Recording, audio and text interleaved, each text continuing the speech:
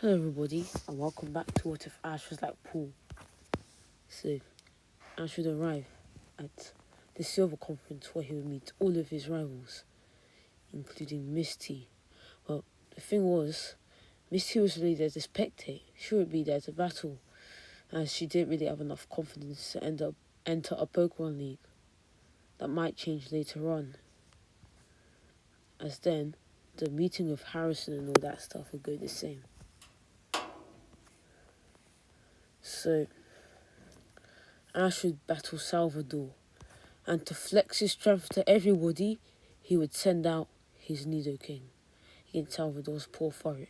Furret would go for a dig to score a super effective move, but Nidoking would just use one Earthquake and Furret was down. Then Ash would go to his next match, but on his way, he would see a police motorcycle arriving with an Arcanine in tow, and he would say, "It's about time." As then the Arcanine would appear, and it would jump on him and lick him. This would be because this is Ash's own Arcanine. As then Officer Jenny would say, "Hello Ash, it's been a while. It's a good thing you called and asked for me to bring Arcanine here. It's been missing you and wanting a real battle, since it's become by far one of the strongest Arcanines in the camp." As then Officer Jenny would throw Ash the Pokeball, but instead Arcanine would catch it. As then Arcanine, after playing with Ash a bit more, would use the Pokeball to return itself, as it knew that it was time for Ash to get to his battle. As then Ash would get back up, holding Arcanine's Pokeball, and put it back in his Pokeball belt. As then he would say, "Thank you, Officer Jenny. Looks like you've been taking care of Arcanine." "How can I repay you?" Officer Jenny would say. "You already have. By taking care of that Houndoom egg, Houndour egg, we've really needed somebody to take it off our hands and somebody to hatch it." So then Ash would get to his match against Macy. This time she wouldn't like Ash, if not I mean, because he didn't really go and save her from Team Rocket, since Team Rocket doesn't stalk Ash everywhere he goes, because Ash got to Viridian City long before Team Rocket could. So I know this sounds a bit sad, and I should have covered this, but Team Rocket just robbed all of the Pokemon in the Pokemon Center and went off. Yeah, but right now there isn't Ash's problem, and now to get into the battle.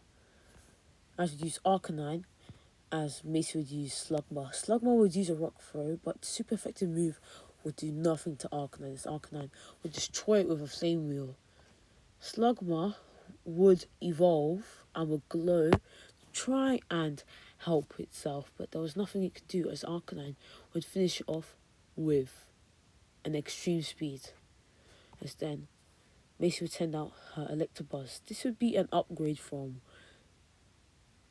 Slugma / Magcargo, but honestly, all Electabuzz would be able to do was shock Arcanine a bit with a Thunderbolt, and it was over as Arcanine finished it off with one Fire Blast.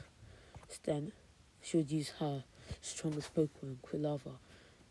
Quilava would be a bit more of a challenge, but nothing really much. So Arcanine would be dominating it with Flame Wheels and Flamethrowers, as there was nothing it could do.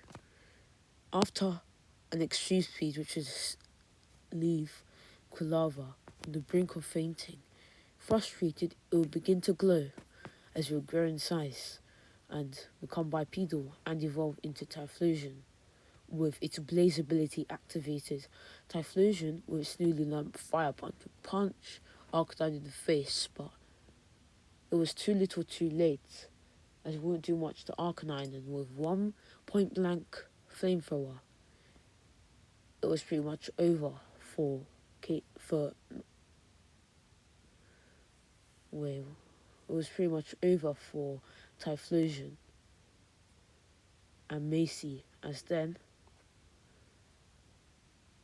Ash and Arcanine would celebrate, which would be in clear contrast to in the Indigo Plateau, where Ash stopped Arcanine from celebrating, showing how much of a trainer he's grown as. As then she would say that Ash and Arcanine are quite a fiery duo, and she would ask Ash if he'd like to go on a date. Of course, Ash would turn that down, saying no, not interested. As then Ash would battle against Vincent. Vincent would use his shiny Magneton as Ash would use his Nidoking. Nidoking would be hit with a Thunderbolt, which would do any damage. Foolish choice on Vincent's end, as then Nidoking would put Magneton out of its misery with an Earthquake, as then Vincent would send out his Azumarill. Keep in mind, fairy types hadn't been discovered in this point in time. Like, Pokemon like Azumarill hadn't evolved, like, not physically, like, evolving into a new stage, but they hadn't evolved enough to be able to host a fairy type. So, Nidoking would be able to poison Azumarill with a poison jab, but Azumarill would use cold, which would burn Nidoking, as Nidoking would be enveloped in a burn, but it would still finish it off with a poison jab, as then Vincent would use his trademark, Meganium, oh my god, wrong stage, as then Meganium would use a body slam, which wouldn't do much, as then Nidoking would respond with a poison jab, which would do a lot of damage, as then Meganium would come in for a headbutt, which would be avoided by Nidoking, who would jab it in the throat with a poison jab. But at the last second, Bailey would use a headbutt, knocking both Pokemon out. As then Vincent and Ash would come and shake each other's hands because the battle was so great. But the thing was, Ash would use one Pokemon, which eliminated all of Vincent's three, meaning Ash had won. As both players would still shake hands, as Vincent would say, "You're quite an amazing trainer, Ash." That was an amazing battle. As now, it's time for Ash to face off against Casey. Even though in the original timeline, he faced off against Gary, I'm saving that for much later. Not much later, but you know what I mean. As then, Ash would use Feraligatr as she would use her Sand Slash. Sand Slash would come in for a slash, which would scratch Feraligatr a bit, but Feraligatr would use a Hydro Pump, which would do a lot of damage. As then Sand Slash would use an Earthquake, which would do decent damage to Feraligatr, as then Feraligatr would use a Crunch, which would also do decent damage. As then it will come down to a clash between Slash and Ice Fang, and when the dust settled, Sand Slash was down. Side note, everyone, the thing is that Casey and Casey's team I added a few Pokemon that looked yellow because, honestly, like, she doesn't really have a full team, but I used some of her old Pokemon, and I'm not using the dub only Pokemon because, honestly, the Japanese version is the true canon, and you have to be faithful to that, honestly. So I'm not going to use the dub only Pokemon. I'm just going to use, like, a few yellow Pokemon that she doesn't have, and the ones that were in every version of the anime. As then, she would send out Electabuzz for the type advantage. A smart play on her end. As then, Ash would switch out and would send out Nidoking. As then she would taunt Ash for saying, "Hey, what's the matter? Type advantage too much for you?" As Ash would say, "Just trying to be smart. Something you clearly aren't." As then, Casey would get annoyed, as she would then come in for an Ice Punch, which would be promptly avoided by Nidoking, who would use a Poison Jab, which would do a lot of damage. As then, Electabuzz would come again with a Ice Punch, But before the move could hit, it would be finished off promptly with an earthquake, as then she would send out her Pidgeot. As then Pidgeot would come for an area lace. It would do decent damage, but Nidoking would then shake off the damage and respond with a poison jab, which would do a lot of damage. Pidgeot would then become poisoned, as then Casey would only smirk, as then she would say, I trained my Pokemon in extreme ways, because the first battle we had, your Nidoking dominated my team with its poisonous abilities, so I taught my Pokemon some poison moves. As then, she would call for a Facade, which would do a lot of damage to Nidoking, as then Nidoking would respond with a poison jab, which would knock out Pidgeot, but the fatigue would also cause Nidoking to faint. As then, Casey would send out her Eradicate, as Ash would send out his Flaffy. Flaffy would come for a Thunder Punch, which would do a lot of damage to Eradicate. Eradicate would respond with a Quick Attack. As then, Flaffy would use a Thunderbolt, which would do a lot of damage, as Eradicate would come for a Hyper Fang. As then, Flaffy would come in with a Dynamic Punch and finish it off. As then, Casey would send out her Beedrill. Beedrill would try Poison Flaffy with a Poison Jab, but Flaffy would avoid the move and smash it in the face with a Thunder Punch, which would knock it out. As then, Flaffy, from all of the experience it had gained, would begin to glow, as it would lose its its wool, and grow in size as it would evolve into Ampharos. Casey would be in awe, but she wouldn't want to tell Ash, as Ash was her bitter rival, so she wouldn't want to show how mesmerized she was by his Pokemon. She would then send out her Meganium. Now this was the one that Ash was worried about, as he heard about its overgrow ability. It's an Ash would call for a Dynamic Punch, which would confuse Meganium, as it would constantly hit itself. But Casey would say, Meganium, this is our chance to get revenge on that blasted Ash Ketchum. Please don't succumb to confusion.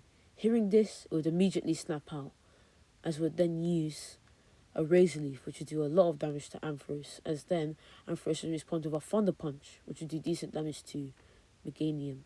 As then Meganium would come in with a Body Slam, which would be promptly avoided by Ampharos, who would use a Thunderbolt, which would shock Meganium. As then Meganium would use a Headbutt, which would smash Ampharos back, as Ampharos would respond with a Dynamic Punch, which would miss. As then Bailey would take his chance to use a point-blank Solar Beam, which would also be avoided, as then Ampharos would use a Thunder Punch right in the face, doing a lot of damage. This would cause Meganium to activate its Overgrow ability, Meganium trying to knock it out.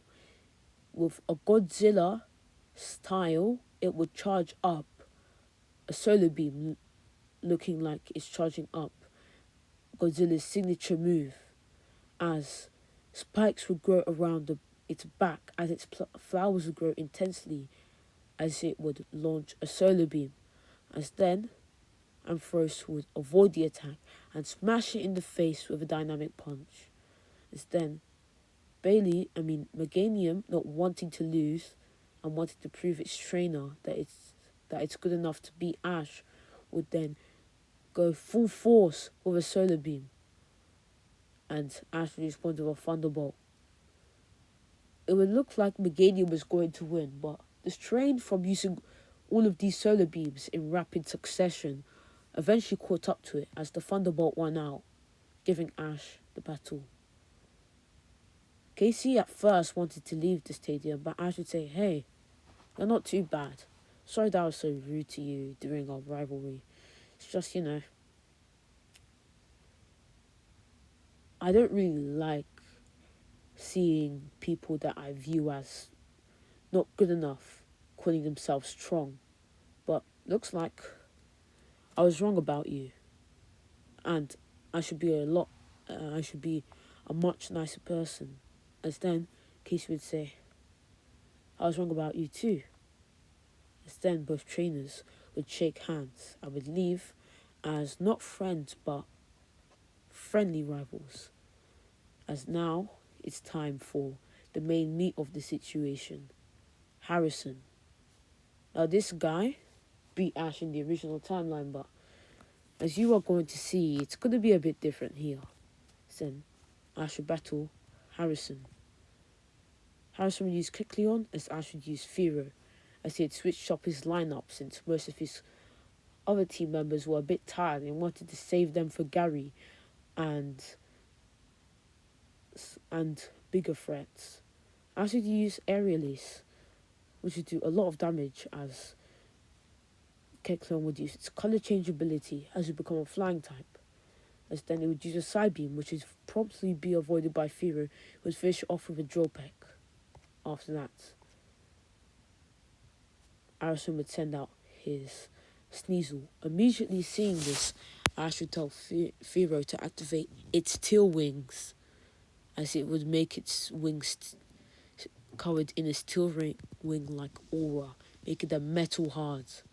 As then, when Sneasel came in for an Ice Beam, all Ash and Fearow had to do was deflect it with its metal wings. As then, Fearow would come over a steel wing, which would do a lot of damage to Sneasel, which would raise its defense. As then Sneasel would come in for with a Night Slash, which would do decent damage. As then Fearow would use a Drill Peck. This would go on for a long time, as this battle will be quite even, as Ash and Fearow's wit would be overwhelming the type advantage, but this wouldn't be enough to stop Harrison and Sneasel, as it would come down to a clash between Ice Punch and Steel Wing, and when the dust settled, both Pokemon were down. Surprising Ash, as he thought his Steel Wing strategy was perfected, as he would then look at Fearow on the ground, fainted and tired, and would say, "I'm sorry. Looks like we're going to have to come up with something that will do a lot better against opponents." As then Ash would send out Ampharos. As then Harrison, wanting to show one of his more serious mons, would send out Hypno. Hypno would try hypnotize Ampharos, as then Ampharos would jump and would smash in the face with Thunder Punch. As then Hypno would be paralyzed from this.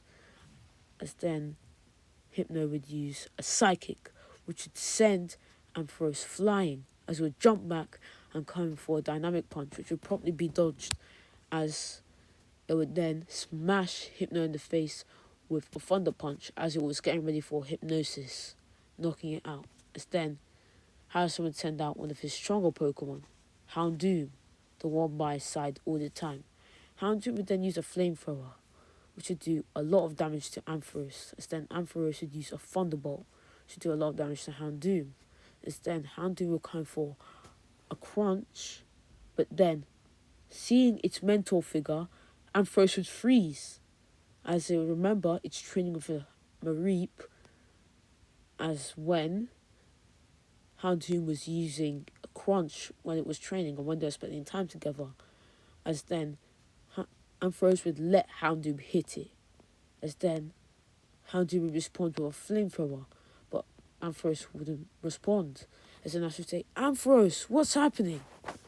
As Ampharos would look back at his trainer and would say, "Ampharos, Ampharos." Ash, being particularly close with Ampharos, would be able to understand this and would say, "Ampharos, this isn't a Houndoom. This isn't the Houndoom that you know. This is an enemy Pokemon. I know the scent is quite familiar, but this isn't the Houndoom you know. Trust me." As Ampharos would look in Ash's eyes and would understand, as then Houndoom would come for a Thunder Punch. I mean, no, that's Ampharos' move. Would come for a Crunch, as would meet a Thunder Punch in response. As then Ash and Ampharos, going for the type advantage, would use a Dynamic Punch, but Houndoom would use a counter, which would do a lot of damage. As then Houndoom would want to finish this off with a Crunch, as Ash would call for a Dynamic Punch. Both moves would collide, knocking out Ampharos. As then Ash would send out his Kabutops, which would knock out Houndoom with a Hydro Pump. The reason why Houndoom didn't react or try to do anything was because it was expecting an Aqua Jet, which it would counter and be able to tank. But the thing was, Ash knew that Harrison and Houndoom were banking on that, so he went for Hydro Pump, which counter wouldn't be able to deal with as it wasn't Mirror Coat. As then, Harrison would use his Telix. As then, with one Earthquake, it would knock out Kabutops, showing that it was on a completely different level. As then, Ash would send out his Arcanine. Steelix would start off strong with an Earthquake, which would do a lot of damage, as then Arcanine would respond with a Flamethrower, which would do a lot of damage back. As then, Steelix would use an Iron Tail, which would send Arcanine back. As then Arcanine would use a Flame Wheel, which would burn Steelix with the intense heat and send it back. As then Steelix would begin charging up a Hyper Beam, which would hit Arcanine for a lot of damage. It would be recharging itself, which would give Arcanine the perfect opportunity to smash it in the face with a Flame Wheel.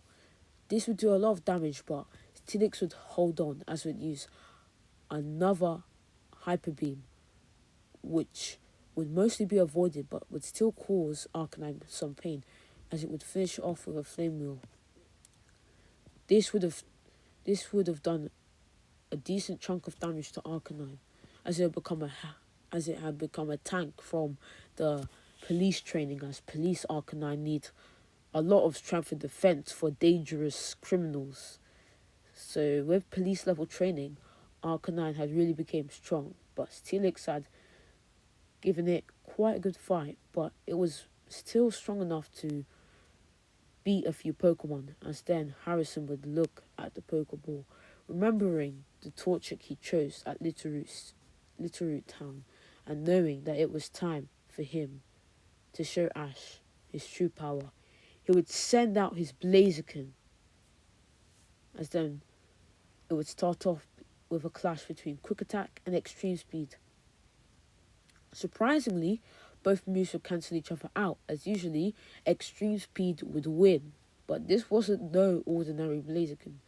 This was Harrison's Blaziken, the same Blaziken that took down a Charizard despite the type disadvantage.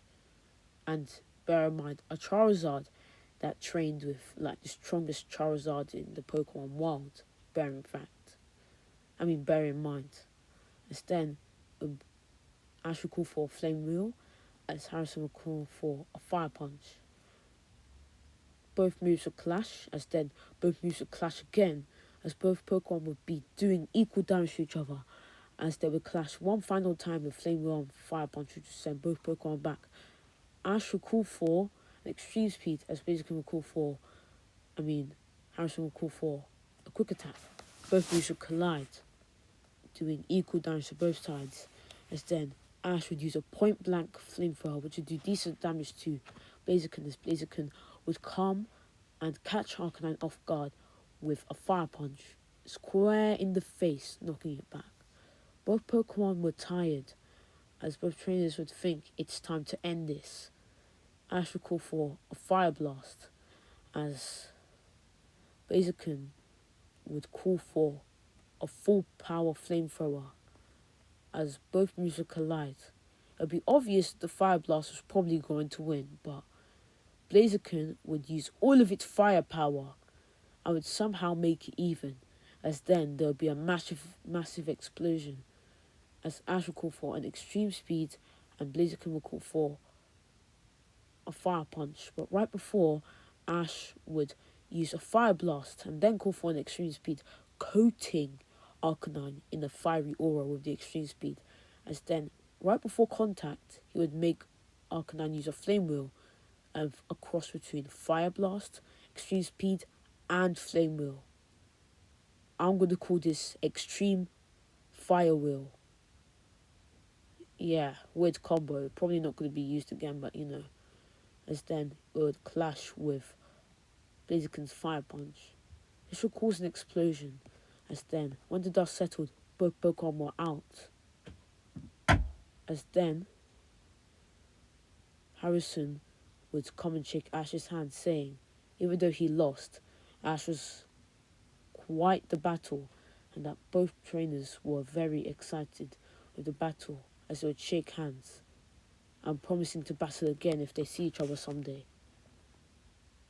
As then, next would be the battle with Gary, as Ash would be thinking.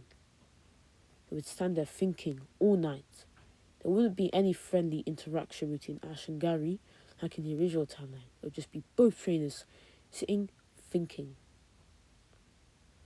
As Ash and Gary had finished thinking, it would be time for their battle, as they had chosen their strongest Pokemon. Arcanine was too tired to battle from its encounters with Steelix and Blaziken, so instead Ash would be using Houndoom, wanting to rest his Arcanine.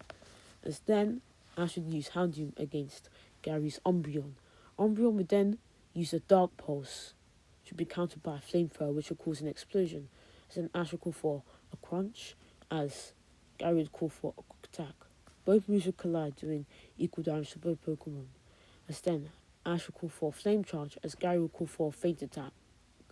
Both moves would collide in the middle of the battlefield, causing an explosion similar to their battle at the power plant. As then, when both Pokemon were finished clashing moves, Houndoom would be barely standing, panting heavily as Umbreon was down. Gary would then send out his Golem. Houndoom would be able to get off a Flamethrower or two, but in the end it would be futile as Golem would finish it off with Earthquake. But the Flamethrowers would have actually burnt Golem, but still it wouldn't make any difference as Houndoom was down and Golem was still up. So then Ash would send out his Primeape, one of his strongest Pokemon, one that he hadn't used in a little while. Primeape would go to town on Golem with a powerful close combat. Golem would try and use an Earthquake, but Primeape would just jump and finish it off with a Dynamic Punch. As then Gary would send out Dodrio. Dodrio would then come in with a Drill Peck. As then, it would do a lot of damage. As then, Primeape would use a Dynamic Punch, which would do a lot of damage to Dodrio. It would come down to a clash between Drill Peck and Mega Punch. When the dust settled, of course Primeape was down. As then, Ash would use Ampharos against Dodrio. And how do I put this in the best way possible? Dodrio got fried like a turkey on Christmas. Yeah, let me just say that. As then, Gary would send out his Nidoran. Nidoran would poison Ampharos with a Poison Jab. As then, Ampharos would respond with a Dynamic Punch, which would do decent damage. As then, Nidoqueen would respond with an Earthquake, which would do a lot of damage to Ampharos. Ampharos would then come in with another Dynamic Punch, which would do decent damage. As then, Nidoqueen would decide to finish it off with an Earthquake. As then, Ash would send out his Feraligatr. Feraligatr would use a Hydro Pump, which would do a lot of damage. As then, Nidoqueen would use a Poison Jab. As then, Ash would call for an Ice Fang, which would finish off Nidoqueen. As then, Gary would use his Scizor. Scizor would use a Metal Claw, which wouldn't do much for a boost its attack.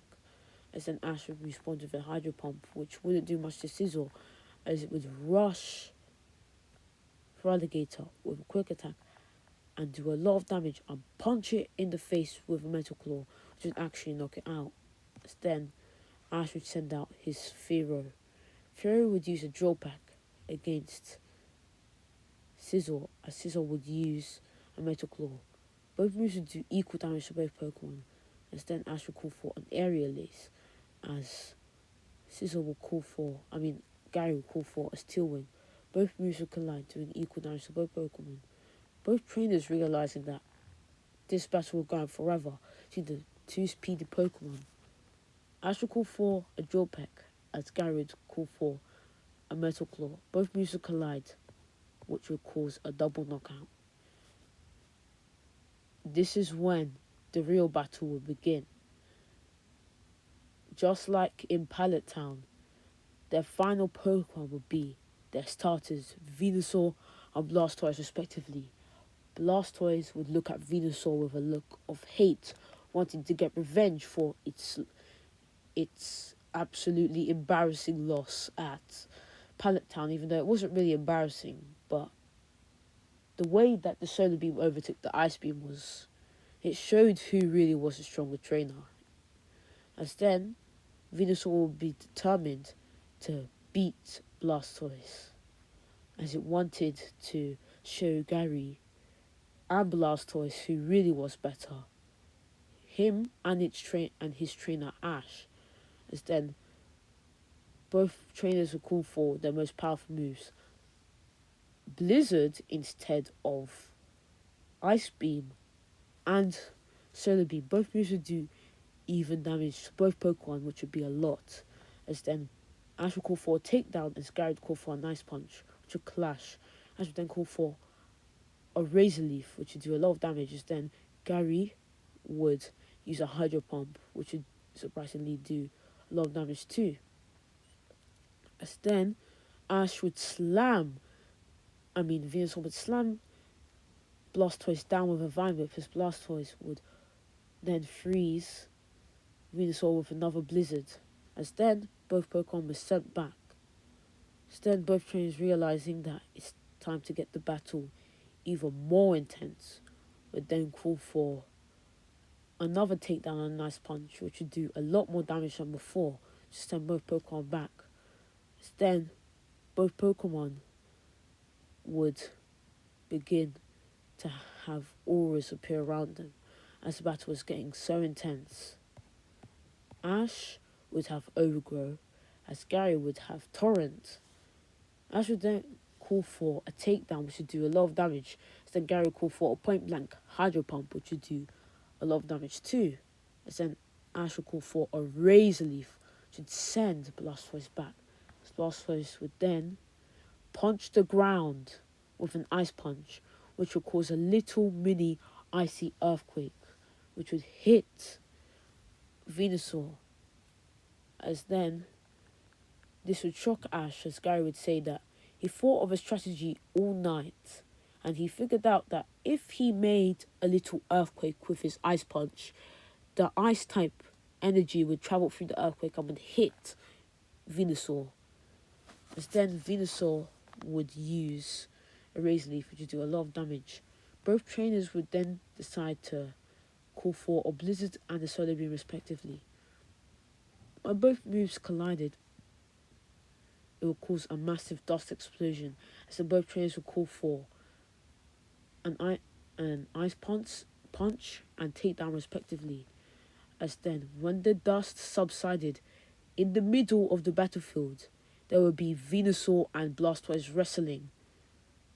Venusaur would be using its Vine Whips to wrestle Blastoise, as Blastoise would be using its hands, very similar to the scene where Ash's Charizard was wrestling Gary's Blastoise in the original battle. As then Venusaur would use a Solar Beam, which Blastoise would avoid, as Blastoise would then use a point blank Blizzard, which would also be avoided by Venusaur. Ash, deciding to finish off the battle, would then say, "Venusaur, spin around with the Vine Whips and throw it." As then Venusaur would spin around and spin and spin and spin. As then the shape of a globe would appear around Venusaur and Blastoise. As then Gary, realizing if he let the attack go on without any resistance, Blastoise would be defeated, he would say, "Use Ice Punch on the Vine Whips," as even though Blastoise's fists were wrapped with Vine Whip, the ice would surround the vines. As Venusaur let go Blastoise, the ice attacked Venusaur. As then, when the dust settled, as tired as Venusaur was, Blastoise was defeated, signifying that Ash had beaten Gary in the Silver Conference, the crowd would go wild, even though this was just the semis. As then, Gary wouldn't want to shake Ash's hand at first, but like Casey would say, Gary, you're great. That was a great battle. I really enjoyed that, as Venusaur would look at Gary and would smile at him, showing that it no longer disliked him like Ash. As then, Gary would come and shake Ash's hand, as Ash would shake Gary's hand, as Gary would say, even though I don't want to be a trainer anymore, but a professor, next time we see each other, I want a rematch, okay? As Ash would say, deal. As even though in this timeline, John Dixon won the Silver Conference, this ain't happening in this timeline. As I'm just going to say, since we don't know much of Dixon's Pokemon, it would be Venusaur with Overgrow against Dixon's Rapidash. This would be a very similar moment to the Indigo Plateau, where it would be Venusaur with Overgrow against Samurai's Pidgeot. Ash and Venusaur would look at each other as they'll both say, never again, in their minds, meaning that they will never again lose in the finals when they're this close to victory. Come down to a clash between Fire Blast and Solar Beam, and then the Overgrow Solar Beam would overtake the Fire Blast, defeating Rapidash, signifying that Ash had won the Silver Conference, as Venusaur would power down and would hug its trainer with Vine Whips, as Ash would do the same, as both trainer and Pokemon would be in tears with happiness, as they had won. They had wanted to win a Pokemon League ever since. That's why Ash became so hardened and different. He became hard because he had noticed the battle between the two trainers of Doduo and Charmeleon, and he knew that the trainer who was more harsh won in the end, and also he thought that in order to become strong and win, he needed to become like the trainer who won. So he decided to become hard. But when he learned that he shouldn't be like that, him and Venusaur and his team worked so hard to get to where they are. And when they finally climbed the mountain and became winners of a league, it just overfilled him and Venusaur with joy. As then they would continue hugging each other. As then both trainers would shake each other's hands. As then Ash would go to the award ceremony and get his trophy, where he'll become the champion of the Silver Conference or Johto League. As then he would go and talk to Mr. Goodshow, the chairman of the Pokemon League, as he would ask Ash, do you want to challenge the Elite Four? As Ash would say, I don't know. I mean, he would say, not right now. I want to train, and then when I'm finished training, I will come and tell you that I want to challenge the Elite Four. I want to travel a bit more. Mr. Goodshow, understanding Ash's decision, would say, we'll be waiting after you train to come and tell us about your challenge.